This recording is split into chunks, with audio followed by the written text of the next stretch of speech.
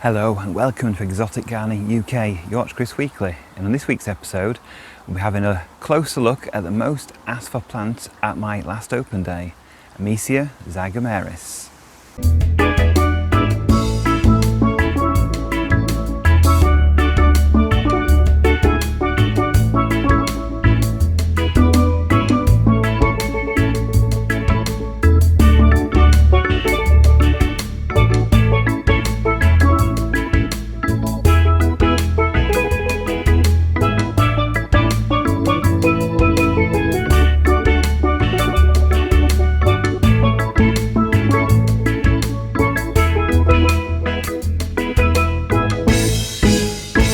Now it's a bit of a windy, blustery day, but we're in a relatively sheltered part of the garden here, and just behind me is probably one of the most interesting plants in my garden. It's like nothing else that I grow, and this is Amicia zygomeris. So in this video I'll be talking about this plant, how to grow it, and show you how easy it is a plant to grow in your garden.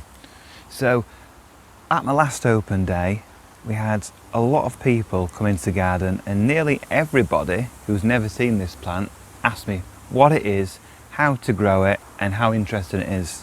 So a few features about this plant. This is a plant from Mexico.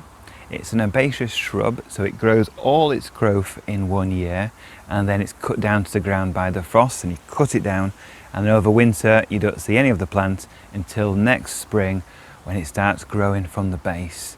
And it's remarkably hardy, and it comes from Mexico, and it doesn't need too much protection, but I do like to, in winter, put some mulch, so some straw or some old compost or bark chippings just over the crown at the base, just in case we get an extremely long cold winter.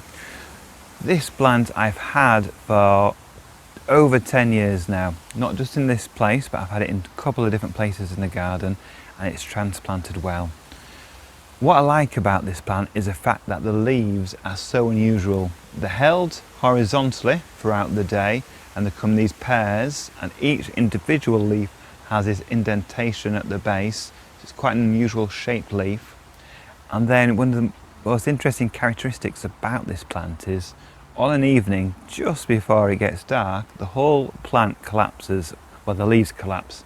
The stems stay upright, but all the leaves, so they go like this, and you literally see them move. They flutter about even if there's no wind, and then they just collapse vertically downwards. It looks like it's not been watered, but it's just one of the characteristics of this plant.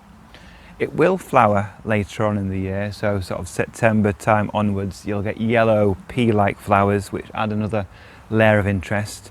But the main sort of interesting feature about this plant is that it's just so unusual looking, and it contrasts well with the big leaved bananas and gingers around it, and it always stops people in the tracks. And it's really easy to grow, so it likes some shelter, it likes full sun really, so this is facing south. It's got shelter from conifers and other plants around it as well, because if it gets really windy and exposed, like there's one branch here just gone down a bit where the wind's caught it, but overall it stays bolt upright. It grows to over 2 meters tall. It likes nice sort of fertile ground with lots of manure or compost in it, and it likes to be kept relatively moist, doesn't want to dry out at all, but it just is a good doer.